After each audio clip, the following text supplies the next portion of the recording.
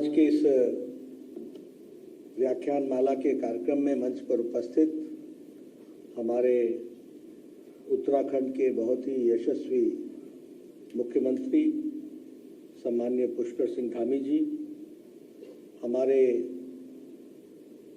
अपने देव संस्कृति विश्वविद्यालय के प्रतिकुलपति, जिनका हम सब लोगों को मार्गदर्शन मिलता रहा है और जिन्होंने हम सब लोगों को प्रेरणा दी है, ऐसे डॉक्टर चिन्मय पांड्या जी, हमारे यहाँ के लोकप्रिय सांसद, पूर्व में मंत्री रहे, पूर्व में मुख्यमंत्री रहे, हमारे वरिष्ठ साथी डॉक्टर निशंक जी, रमेश पोखरियाल निशंक जी, हमारे प्रभारी दुष्यंत गौतम जी, जो पूर्व में राज्यसभा के सदस्य रहे और उत्तराखंड के प्रभारी हैं, हमारे प्रदेश अध्यक्ष महेंद्र भट्ट जी और हमारी सह प्रभारी सांसद उत्तराखंड की रेखा वर्मा जी, सम्मानित मंच और यहाँ उपस्थित हमारे मंत्रीगण, सांसदगण, राज्यसभा के सदस्यगण, विधायकगण और हमारे विश्वविद्यालय के प्राध्यापक, आचार्य, शिक्षकगण और हमारे शिक्षार्थी, विद्यार्थी जो इस हॉल के अंदर भी हैं और दूसरे हॉल में भी वह विराजमान हैं। यह हम सबका सौभाग्य है कि आज देव संस्कृति विश्वविद्यालय के तत्वाधान में जो व्याख्यान माला हो रही है और जिसका थीम है वसुधैव कुटुंबकम, उसमें मुझे भी भाग लेने का सौभाग्य मिला है। डॉक्टर चिन्मयानंद जी बहुत समय से चाहते थे कि मैं शांति कुंज में आऊं और शांति कुंज मेरे लिए पराया नहीं है, ये मेरा अपना है। मैं यहाँ आज वक्ता के रूप में ज़रूर आया हूँ, लेकिन आचार्य श्री राम जी के द्वारा बताए गए रास्ते पर चलने वाला मैं भक्त बड़ा पुराना हूँ, ये मैं ज़रूर कहना चाहूँगा। इसलिए कई बार मुझे आने का सौभाग्य मिला। इधर कुछ जिम्मेवारियों के कारण थोड़ा प्रवास कई क्षेत्रों में बढ़ गया, इसलिए आना कम हुआ। तो डॉक्टर साहब का कहना था कि आपको आना चाहिए और आज मुझे वो मौका मिला है। इसके लिए मैं डॉक्टर साहब और देव संस्कृति विश्वविद्यालय का धन्यवादी हूँ, जिन्होंने मुझे ये सौभाग्य दिया है। सावन के महीने में शांति कुंज में आने का मौका मिले तो ये अध्यात्म की दृष्टि से और भी अच्छा हो जाता है कि ऐसे मौके पर यहाँ आने का, इस पवित्र स्थान पर आने का मौका मिला है। अभी डॉक्टर साहब चर्चा कर रहे थे कि हमारे अध्यात्मवाद की, हमारे विकास की, हमारे विचार की, हमारी सोच की हवाएं चांद तक भी पहुंची हैं और सच में इसमें कोई दो राय नहीं है कि देश आज गौरवान्वित महसूस करता है और देश गर्व महसूस करता है जब हमारे साइंटिस्ट, हमारे वैज्ञानिक भारत के दक्षिणी हिस्से से चंद्रयान को उड़ाते हैं और भारत चंद्रमा पर पहला देश बनता है जिसका चंद्रयान दक्षिणी ध्रुव पर पहली बार कोई उतरता है, तो वो भारत का चंद्रयान है। ऐसे शुभ बेला पर सावन का महीना हो, शांति कुंज का प्रांगण हो, चांद पर हम पहुंचे हों, अध्यात्म की चर्चा हो रही हो, तो यह हम सब के लिए बहुत ही सौभाग्य की बात है और देश के लिए गौरव और गर्व में हम भी अपने आप को शामिल करते हैं। यह मैं कहना चाहूँगा। कल प्रधानमंत्री जी ने जो स्थान जहाँ पर चंद्रयान उतरा, जिसको टचडाउन कहते हैं, उस टचडाउन का भी जो नामकरण किया शिव शक्ति, वह भी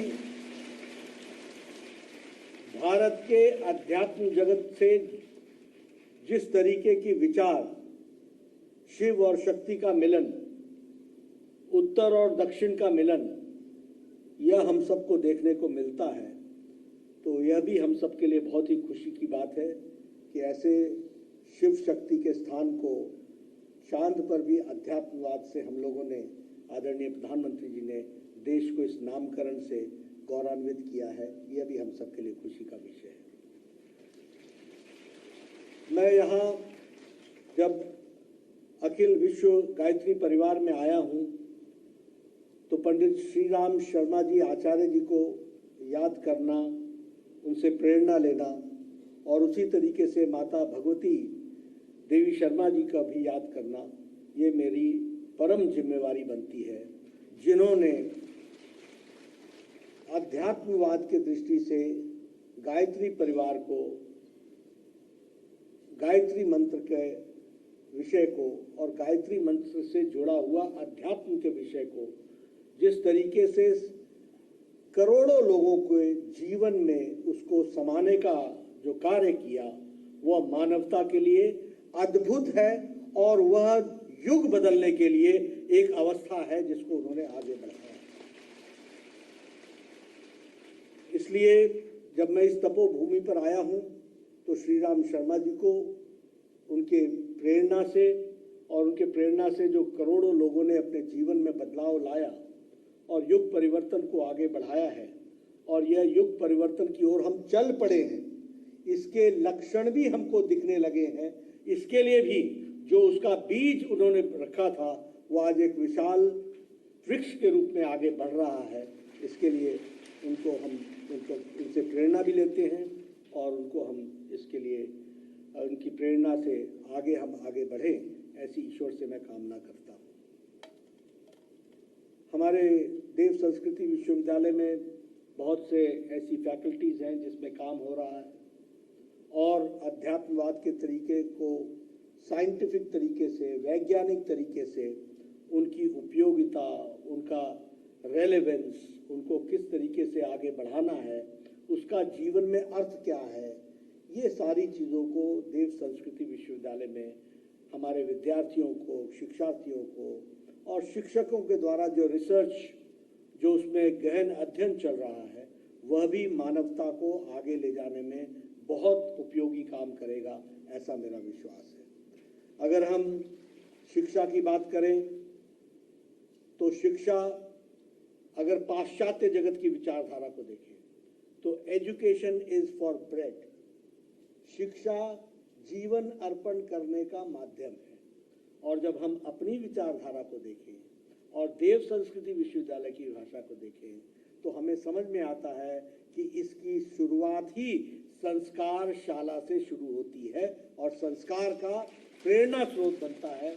शिक्षा जीवन को परिष्कृत करने का, अपने जीवन का सार्थक अर्थ ढूंढने का रास्ता है, यह हमको उसमें से समझ में आता है, जिसको देव संस्कृति विश्वविद्यालय भारतीय संस्कृति के ज्ञान को, भारतीय संस्कृति के तत्व को, भारतीय संस्कृति के महत्व को जानने का प्रयास कर रही है।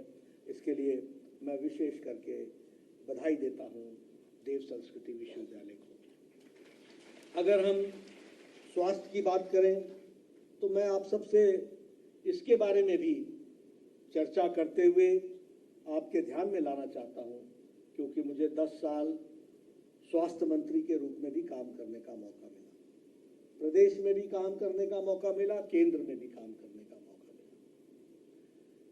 हमारी स्वास्थ्य की सोच भी बड़ी एकांगी रही, हमारी स्वास्थ्य की सोच भी बहुत ही सीमित रही और उसी को दुनिया ने हेल्थ मान लिया, उसी को दुनिया ने हेल्थ के दृष्टि से आगे बढ़ाने का काम किया। और वो क्या था? वो था क्यूरेटिव हेल्थ केयर। हमारे डॉक्टर, आपने सुना होगा, बड़े बड़े पढ़े लिखे डॉक्टर, उनसे बोलो परहेज क्या है, क्या परहेज करना? परहेज कुछ नहीं, खाओ सब कुछ, बस एंटीबायोटिक ले लो, और अगर ज्यादा बीमारी है तो एंटीबायोटिक का इंजेक्शन ले लो। यानी अपने शरीर को खराब भी करो और फिर उसको बनाने का इंतजाम भी करो। क्यूरेटिव पार्ट, आपको जान करके आश्चर्य होगा कि ये 2017 में नई स्वास्थ्य नीति आई जिसमें जोड़ा गया preventive, promotive, curative, palliative health care. पहले हेल्थ को प्रिवेंट करो, उसको स्वस्थ रखो, उसको गड़बड़ न होने दो। अब हमारे यहां शब्द आ गया लाइफस्टाइल डिजीज, मतलब पहले लाइफस्टाइल खराब करो और फिर उसका उपचार में लो। लाइफस्टाइल अच्छा रखो, इसकी कहीं भी चिंतन नहीं हुआ था। तो पहले हमने कहा प्रिमिटिव, फिर हेल्थ को प्रमोट करो, और फिर अगर बीमार पड़ते हो तो क्योर भी करो, और कुछ ऐसी बीमारी लग जाए जो लाइलाज हो तो उसमें शरीर को किस तरीके से लंबी अवस्था तक ले जा सकते हो इसकी चिंतन करो, पैलिएटिव भी रखो। तो ये सोच लेकर के हम चले, और मुझे खुशी होती है कि देव संस्कृति विश्वविद्यालय आज योग, आयुर्वेदा और वनस्पति औषधि पर रिसर्च करके आगे बढ़ रही है। इसके लिए भी मैं आपको बधाई देता हूं, क्योंकि आपने स्वास्थ्य को भी सर्वांगीण रूप में देखने का प्रयास किया है। और वसुधैव कुटुंबकम क्या है? वो सभी तरह की विद्या को अपने पास आने देने की क्षमता रखने वाला है, बंद दरवाजे की तरह नहीं। आप किसी डॉक्टर से, मैं लंबे समय स्वास्थ्य मंत्री रहा इसलिए पूछता हूं, एलोपैथी वाले से बात बोलो, वो अभी डोंट नो आयुर्वेदा, मैं हमें नहीं मालूम, योगा होगा हमें नहीं मालूम। जीवन में करते सब है, लेकिन एक दूसरे के साथ मिलने के लिए तैयार नहीं थे। मैंने कहा कि एक ही छत के नीचे योग भी होगा, आयुर्वेद भी होगा, सिद्ध भी होगा, एलोपैथी भी होगा, हर एक तरीके का विचार। समग्रता में सोचो, समग्रता में सोचो, और उस काम को आप कर रहे हैं, इसके लिए मैं आपको बधाई भी देता हूं। जहां तक सेल्फ रिलायंस का सवाल है, उसमें आपने जो आदर्श ग्राम की कल्पना को आगे बढ़ाया है और सेल्फ सस्टेनेबल ग्राम बनाने की जो आपने कल्पना की है, उसके लिए भी आपको साधुवाद। आप इस काम को आगे बढ़ाएं, क्योंकि हमारी कल्पना में तो पहले ग्राम अपने आप में स्वावलंबी होता था। गांव में सारी व्यवस्थाएं आपस में मिलजुल करके व्यवस्थाओं को स्थापित करने की व्यवस्था थी। ये तो हम लोगों ने हर जगह सरकार पहुंचा दी, और सरकार पहुंचने के तरीके से विचार आ गया, जो करे सो सरकार, मेरी बावड़ी का पत्थर भी लगे तो सरकार, और हमारा अपना कोई योगदान नहीं। लेकिन समाज और स्वावलंबी गांव के आदर्श ग्राम की कल्पना को आपने आगे बढ़ाया है, इसके लिए भी मैं इस विश्वविद्यालय के विचार को बहुत ही साधुवाद देता हूँ। नारी शक्ति की दृष्टि से नशा मुक्ति के लिए, और नशा मुक्ति के साथ साथ जो पर्यावरण के लिए, और उसके में स्वच्छता के साथ साथ हमारे सरोवरों का बनाना, फिर वृक्षारोपण, इन सबको भी आपने जो आगे बढ़ाया है वह भी बहुत ही अच्छा कार्य है। व्यक्तित्व निर्माण की दृष्टि से जो आपने साधन को, यानी व्यक्ति का निर्माण जो आपने इस कार्य को लिया है, यह भी युग बदलने में अपने आप में बहुत बड़ा कार्य करेगा, ऐसा मैं मानता हूँ। जहाँ तक युवा की चेतना का सवाल है, उसके लिए भी नैतिक बौद्धिक शक्तियाँ बढ़ें और सामर्थ्य बढ़े युवाओं का, यह भी देव संस्कृति विश्वविद्यालय इस कार्य को, और शांति कुंज अपने आप में इस कार्य को आगे बढ़ा रहा है। तो मैं ये जरूर, मुझे संतोष भी है और मुझे विश्वास भी है कि सर्वांगीण विकास व्यक्ति का होने में देव संस्कृति विश्वविद्यालय एक पायनियर इंस्टीट्यूशन के रूप में देश में अपना योगदान करेगा, यह मैं मानता हूं। और इसी के माध्यम से आगे चल करके परिवर्तन आएगा। विचारों में परिवर्तन आता है तो व्यक्ति में परिवर्तन आता है, व्यक्ति में परिवर्तन आता है तो समाज में परिवर्तन आता है, परिवार में परिवर्तन आता है, और जब समाज में परिवर्तन आता है तो देश में परिवर्तन आता है। यह एक जिस बात को हम आगे बढ़ाना चाहते हैं, उसमें यह विश्वविद्यालय के कार्य हमेशा हम सबको प्रेरणा भी देंगे और आगे बढ़ाने में अपना योगदान भी करेंगे। प्रधानमंत्री मोदी जी की सोच भी इससे अलग नहीं है। विकास भी होना है और विरासत को भी संभाल के रखना है। विरासत मतलब कोई विरासत में मिली हुई बिल्डिंग नहीं होती। सिर्फ विरासत का मतलब होता है विचारधारा भी। विरासत का मतलब होता है हमारी जीवन शैली, जो ऋषि मुनियों ने हजारों साल तक विचार करके जिसको प्रतिपादित किया, उसको भी संभाल के रखना और विकास के साथ उसका समन्वय करना, उसको आगे बढ़ाना, यह भी उसमें से जुड़ा होता है जिसको हम आगे बढ़ाने का प्रयास कर रहे हैं। मैं जहां एक तरफ विश्वविद्यालय के द्वारा किए गए कार्यों के बारे में मैंने चर्चा की है, वहीं जहां तक वसुधैव कुटुंबकम का सवाल है और जो G20 का थीम भी है, अब ये भी अगर आप देखें तो भारत के विचार को G20 के माध्यम से आदरणीय प्रधानमंत्री जी ने वसुधैव कुटुंबकम के विचार को दुनिया के सामने रखने का प्रयास किया है। इसको भी हमको समझना चाहिए। और इसीलिए जब मैं ये कहता हूं तो मेरे मन में जो विचार आते हैं वो आपके साथ मैं जरूर आत्मसात करना चाहता हूं। जहां तक भारत की हमारी विचारधारा है, ऋषि मुनियों की विचारधारा है, लंबे समय तक जिसको हम लोगों ने, और जो साइंटिफिकली प्रूव भी हुआ है, वो है विचारधारा कि हम सबको समान दृष्टि से देखें, सबके बीच में समरसता होनी चाहिए और सबके बीच में समन्वय होना चाहिए। और समन्वय की दृष्टि से हम लोग ये मानकर चलते हैं कि जो हम हैं वो आप हैं, जो आप हैं वो हम हैं, जो ईश्वर का अंश हमारे में है वही अंश आप में है, और आपका और हमारा समन्वय तभी संभव है जब हम आपके साथ समरसता के साथ जीवन बिताने के लिए अपने आप को आगे बढ़ाएंगे, तो हम आगे बढ़ेंगे। इस तरीके का हम विचार रखते हैं। ये अब इसको हम कई शब्दों में, कई उदाहरणों से हम इसको स्थापित कर सकते हैं और इसी को लेकर के हम लोग आगे चले हैं, इसको हम आगे बढ़ाने का प्रयास किया है। लेकिन मैं किसी की बुराई नहीं करता हूं, पर जो वेस्टर्न पॉलिटिकल थॉट रहा, जो पाश्चात्य देश के सोचने का तरीका रहा, वो तरीका ये रहा कि मनुष्य सबसे सुप्रीम है and everything is made for by the God for the human being. मनुष्य के लिए ही सारी चीजों की रचना की गई है और इसलिए इनका उपयोग नहीं, उपभोग करना हमारी जिम्मेवारी है।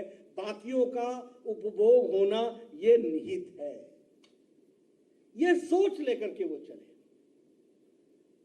और आप देखिएगा उनकी शब्दावली भी अगर आप देखें तो आपको कहीं भी शब्दावली में क्या बोलते हैं, वो अंग्रेजी में क्या बोला जाता है, the exploitation of the natural resources. They never say utilization of the natural resources. वो कभी नहीं कहते, क्योंकि जो मन में है वही जवान पर है। एक्सप्लॉयट करो, निकालो जो कुछ है प्रकृति का, उसका उपभोग करो, ये सोच लेकर के पाश्चात्य जगत करे। इसलिए एक्सप्लॉयटेशन, हमें ये एक्सप्लॉयटेशन शब्द ऑफ नेचुरल रिसोर्सेज कहने में पीड़ा होती है। हम जब भी कहेंगे तो हम कहेंगे utilization of the natural resources. उतना लो जितना आवश्यक है, उतना लो जितना पृथ्वी के साथ समन्वय बन सके, उतना करो, उतना प्रकृति को छेड़ो जो आवश्यक है, और सेल्फ सस्टेनेबल डेवलपमेंट, इसको हमको आगे बढ़ाने की बात है। लेकिन जब मैं इसकी चर्चा करता हूं तो मुझे ये भी ध्यान में आता है कि COP22 तक इनको मशक्कत करनी पड़ी। अब ये लोग कहने लगे हैं कि नहीं नहीं नहीं नहीं, एक्सप्लॉयटेशन नहीं होना चाहिए, हमको ग्लोबल वार्मिंग से बचना चाहिए। अब चर्चा, मतलब ऐसा कहना ठीक नहीं है। अब पछतावत होत क्या जब चिड़िया चुग गई खेत। जब आपने, अब आजकल चर्चा कर रहे हैं ग्रीन कार्बन की, आजकल चर्चा कर रहे हैं ये जो हमारे फॉसिल्स की और हमारे जो ये एमिशन हो रहा है उसके बारे में चर्चा कर रहे हैं। एक समय में इसी को वो पूरा उपयोग करते रहे, और आज भी सबसे ज्यादा पोल्यूशन कौन कर रहा है? ये डेवलप्ड नेशंस। और सबसे कम कौन कर रहा है? भारत। और भारत फिर भी जिम्मेवारी लेता है कि विश्व के लिए हम पर्यावरण की संरक्षण के लिए सब कुछ करने को तैयार है। ये हमारे प्रधानमंत्री मोदी जी का कहना है। तो ये है हमारी इंटरनेशनल रिस्पॉन्सिबिलिटी, और ये विचार से आती है, ये ऐसे ही नहीं आ जाती है। और आज ये COP22 में इसको रोको, इसको संभालो, इसको संभालो। आपने देखा होगा प्रधानमंत्री जी ने इंटरनेशनल एनवायरमेंटल फोरम्स पर किस तरीके से भारत का कमिटमेंट रखा है, और भारत ने उसमें लीड ली है। प्रधानमंत्री जी ने नेतृत्व दिया है दुनिया को, और वह बात भी हम सबको समझ में आती है, ध्यान में आती है। लेकिन जब हम वसुधैव की बात वेस्टर्न वर्ल्ड की दृष्टि से करते हैं तो हमारे मन में दो शब्द आते हैं, एक ग्लोबलाइजेशन और दूसरा ग्लोबल मार्केट। यही शब्द समझ में आते हैं, ग्लोबल मार्केट, ग्लोबलाइजेशन। और संचार क्रांति के कारण आज दुनिया छोटी हो गई है, एक गांव बन गया है। हम उसको एक तरीके से विलेज बोलते हैं, गांव की तरह देखते हैं, क्योंकि हमारे संचार क्रांति से सारी चीजों की जानकारियां बढ़ी हैं। लेकिन इसके साथ साथ हमको यह भी समझना है कि यह अगर दुनिया छोटी हुई है, वर्ल्ड हैज बिकम स्मॉलर, और अगर वो एक ग्लोबल विलेज बन गया है, तो उसका हमको मानवता के लिए उपयोग करना है या हमको विध्वंस के रास्ते को आगे ले जाना है। यह भी हमको सोचने की आवश्यकता है, यह भी हमको समझने की आवश्यकता है। अब देखिए, इसमें भी विचारधारा की दृष्टि से देखा जाए तो हमारी विचारधारा में ग्लोबल मार्केट की जब बात आई तो हम लोगों ने हमेशा कहा सेल्फ सस्टेनेबल मार्केट होनी चाहिए, सबका ध्यान रखना चाहिए।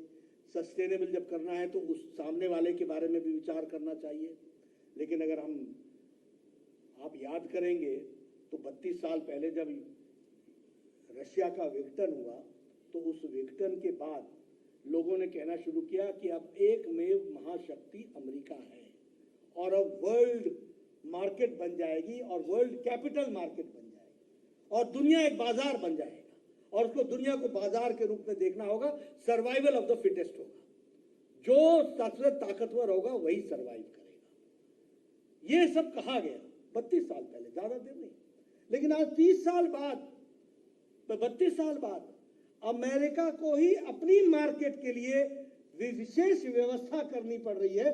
यह परिस्थिति आकर के खड़ी हो गई, यह भी हमको समझना चाहिए। इसका मतलब बाजारवाद, कैपिटलिज्म, इसका मतलब ओपन कंपटीशन, ये सारी चीजें संयमित तरीके से जब चलती हैं तो आगे उसका विकास होता है। मानवता के लिए जब होती हैं तो ठीक रहता है। लेकिन ये जो कट थ्रोट कंपटीशन, ये जो शब्दावली सब आई, ये कट थ्रोट कंपटीशन, ये करने वालों को ही कट थ्रोट कर देता है। यह भी हमको समझना चाहिए, ये भी हमको ध्यान में रखना चाहिए। और इसीलिए उनके शब्दावली क्या है? दोहन। उनके शब्दावली क्या है? शोषण। और सोच और विचारधारा में क्या आता है? ये तेरा, ये मेरा, ये तेरा, ये मेरा। और हम कैसे सोचते हैं? हम सोचते हैं उदार भाव से, संपूर्ण विश्व, संपूर्ण परिवार, सब में हम हैं और हम सब में हैं, इस विचार को लेकर के चलते हैं। और इसीलिए जब बाजार शब्द का इस्तेमाल होता है तो स्पर्धा होती है, जब परिवार शब्द का इस्तेमाल होता है तो प्रेम आता है, जब बाजार शब्द का प्रयोग होता है तो कुछ पाने की होड़ होती है, जब परिवार का शब्द आता है, वसुधैव कुटुंबकम का शब्द आता है, तो परिवार की कल्पना आती है, और परिवार की कल्पना आती है तो कुछ देने की चाहत पैदा होती है। इसको भी हमको समझना चाहिए। अब देखिए, आप उपनिवेशवाद की दृष्टि से आप देखिए, आप दुनिया का इतिहास उठा के देखिए, हर जगह हर ने, बड़े ने, शक्तिशाली ने छोटे को दबाने की कोशिश की। एक राज्य ने दूसरे राज्य पर, एक देश ने दूसरे देश पर साम्राज्यवाद को फैलाने का प्रयास किया। इनको खत्म कर दो और अपना उपभोग करो, इनको गुलाम बना लो और अपने आप को चलाओ। भारत देश ने कभी भी किसी भी देश पर कभी हमला नहीं किया। हम सबकी सुख की कामना करते रहे। ये वसुधैव कुटुंबकम भारत है। हमने आत्मरक्षा जरूर की, हमें आत्मरक्षा करनी है। किसी गलत व्यक्ति की गलत निगाहें हमारे देश पर पड़ी, ये संभव नहीं है, ये नहीं होगा। लेकिन हमने अगर जीता तो हमने विचार से जीता, हमने अगर जीता तो उसमें प्यार दिखा करके जीता। और क्या जीता? विचार को जीता। कभी उनके ऊपर अधिपत्य नहीं किया, कभी उनकी सॉवरेंटी को अधिकार में उसमें नहीं लिया। हमारा विचार है, उस विचार से आप संबंध रखते हैं तो आप जुड़ जाइए।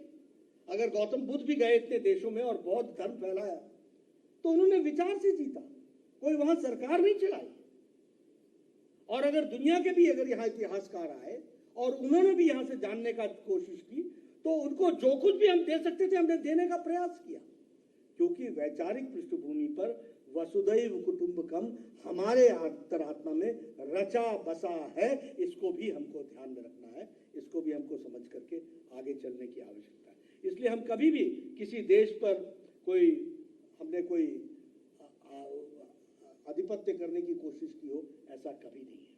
और प्रकृति से अगर हमको जोड़ने की आवश्यकता देखें, और हमारा जो सोच था, आज जो लोग एनवायरमेंटल बात करते हैं, आज जो लोग ये सेल्फ सस्टेनेबल गोल्स की बात करते हैं, आज जो मिलेनियम गोल्स की पहले बात करते थे, ये सब लोग जब बात करते हैं तो हमारे यहाँ क्या था? हमारे यहाँ पहला संपर्क व्यक्ति का माँ से होना, बाद में धरती माँ से होना, फिर गंगा माँ से होना, फिर भारत माँ से होना। यानी हमने अपनी उत्पत्ति को माँ के साथ जोड़ करके देखा। वो धरती, वो गंगा, वो हमारी संस्कृति, उसके साथ अपने आप को जोड़ करके देखा। और इसलिए धरती पर रहने वाले सबके साथ सामंजस्य रखना, ये हमारी जीवन शैली रही। हमने कभी भी एक्सप्लॉयटेशन के विषय को लेकर के पाश्चात्य जगत की तरह हमने आगे बढ़ने का प्रयास नहीं किया है। और अगर हम G20 को देखें, ये मौका भारत को मिला, और भारत को मौका मिला तो प्रधानमंत्री जी ने वसुधैव कुटुंबकम के बात को लेकर के दुनिया के सामने रखने का प्रयास किया है कि हमको दुनिया के दृष्टि से ये एक परिवार है और उस परिवार को हम उसी दृष्टि से देखते हैं। यह भी हमने उसको आगे रखने का प्रयास किया है। मैं आपके सामने जो हमारे लोग दुनिया में, जो हम इंडियन डायस्पोरा कहते हैं, जो हमारे लोग हैं, अमेरिका में हैं, जो हमारे लोग विदेशों में हैं, आपने देखा होगा उनके मन में भारत के प्रति समर्पण, भारत की विचारधारा के प्रति समर्पण अटूट है। लेकिन इसके साथ साथ हमारी विचारधारा का मूल मंत्र वो लेकर के गए हैं और उनमें रचा बसा है कि जिस देश में गए हैं उस देश के साथ मिलकर के उस देश के विकास के लिए भी वो लगे हैं। ये वसुधैव कुटुंबकम का एग्जाम्पल हमको देखने को मिला। ये हमारे लिए खुशी की बात है कि इंडियन ओरिजिन का ऋषि सुनक आज ब्रिटेन का प्रधानमंत्री है, लेकिन वो ब्रिटेन की दृष्टि से ब्रिटेन का भला कैसे हो, मानवता का कैसे भला हो, इसके लिए कार्य कर रहे हैं। अगर अमेरिका के उपराष्ट्रपति मूल ओरिजिन इंडियन है तो वो अमेरिका की सेवा में लगी हुई है।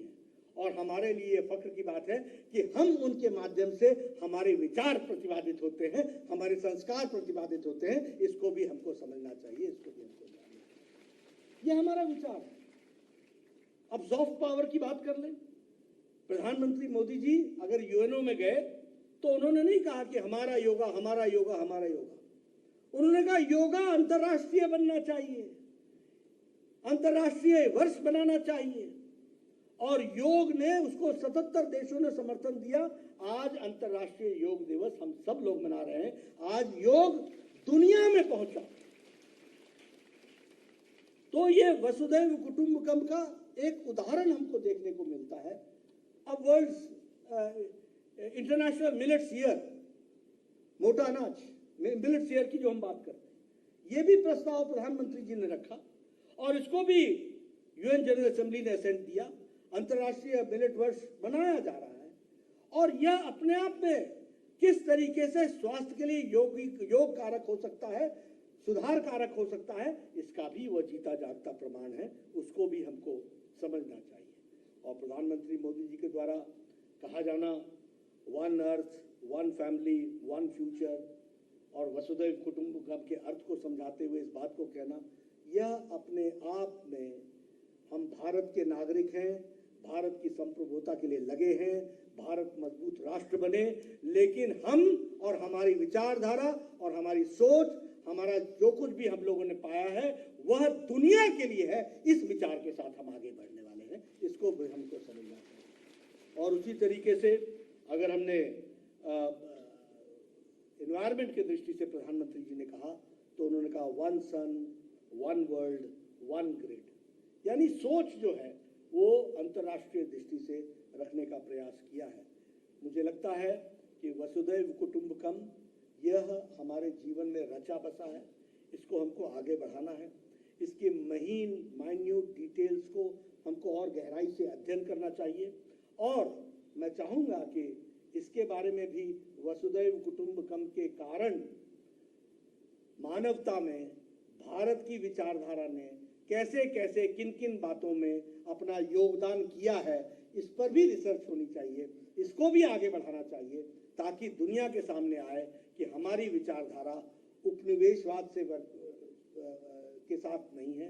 उपनिवेशवाद की तरह हम किसी पर आधिपत्य नहीं जमाते, लेकिन हाँ, विचार को आगे बढ़ाने के लिए जो मानवता के लिए उपयोगी है, उसको बढ़ाने में हम कभी भी मानवता के लिए करने में समर्पित रहते हैं, उससे पीछे नहीं हटते हैं। और हम सब लोग अपने जीवन में इस मंत्र के साथ आगे बढ़ेंगे तो मानवता का भला होगा।